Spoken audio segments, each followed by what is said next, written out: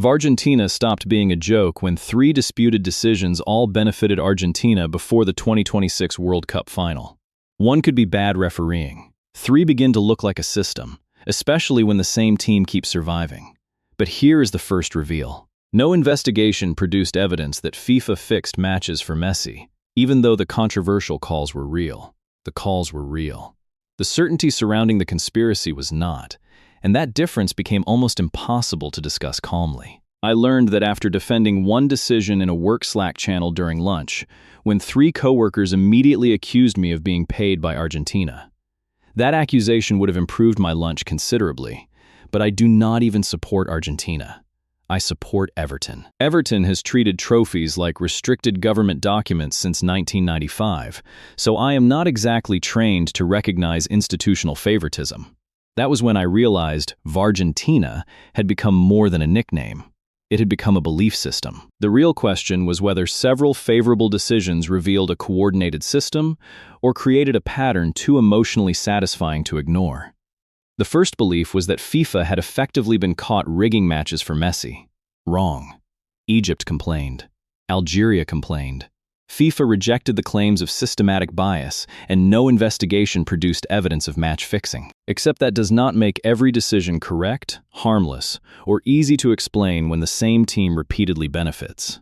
Against Algeria, Messi entered a tackle with his studs showing toward Asa Mondi and received only a yellow card. Some analysts believed it deserved red. The referee disagreed, and the argument immediately became bigger than one tackle. Argentina supporters saw a difficult judgment. Everyone else saw the kind of protection only a global superstar receives. Ask the uncomfortable reverse question. If an Algerian defender made that challenge on Messi, would the punishment still feel reasonable?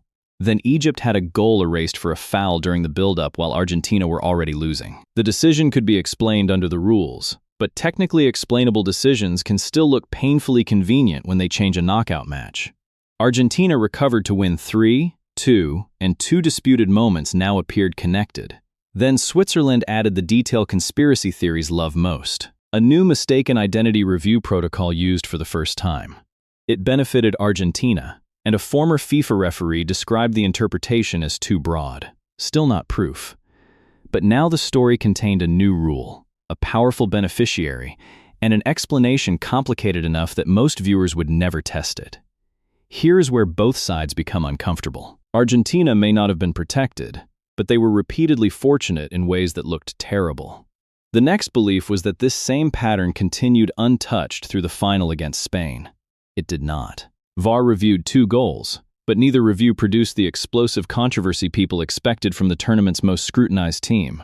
Nico Williams had a goal disallowed for a build-up foul, while an earlier Ferran Torres effort was ruled offside. Then the tournament's biggest decision arrived, and VAR was legally unable to judge whether the referee had made the correct call. Enzo Fernandez received a second yellow card, but second cautions could only be checked for mistaken identity. The system accused of controlling Argentina's path could not touch the decision that damaged it most. The conspiracy machine reached the trophy match and suddenly lost access to the controls. Spain eventually won 1-0 through Ferran Torres in extra time, leaving Argentina with the runner-up medal. That defeat created the final misunderstanding. If Argentina lost, every earlier accusation must have been nonsense. That is also wrong. Losing the final does not make previous decisions correct, just as receiving favorable decisions does not prove an organized fix. The honest conclusion satisfies neither side because it refuses to convert suspicion into certainty or good fortune into documented corruption. Argentina received decisions worth criticizing. Those decisions formed a pattern, and the pattern became evidence before actual evidence arrived. Once supporters believe a system protects one team, every whistle becomes a confession, and every replay becomes another witness. Maybe Argentina were fortunate. Maybe referees were wrong. Maybe famous players receive more benefit of doubt than everyone admits.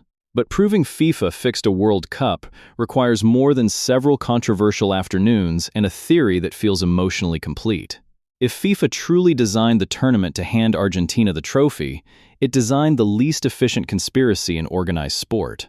All that alleged influence produced a silver medal. Back in Slack, nobody changed their mind, because football arguments rarely end when the evidence ends.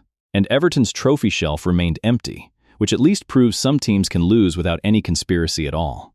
VARgentina survived because suspicion is easier to remember than uncertainty.